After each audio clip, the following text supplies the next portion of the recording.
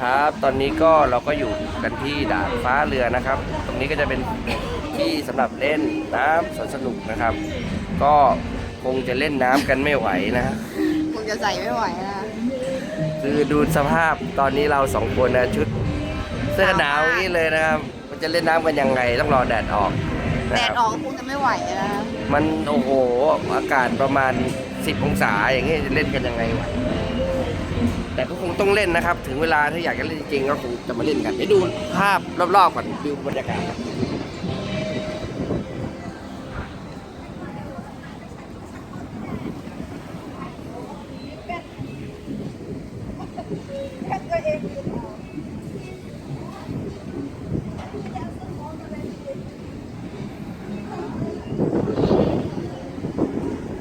ครับผมเดี๋ยวเขาจะถ่ายรูปกันตอน 9 โมงนะครับวันนี้เป็นวันที่2การเดินทางนะครับเดี๋ยวเราจะไปทานข้าวกันก่อนแล้วเราจะมาถ่ายรูปรวมกันนะครับสำหรับนักธุรกิจที่ได้มาที่นี่นะครับโอเคเดี๋ยวเรามาถ่ายกันอีกรอบ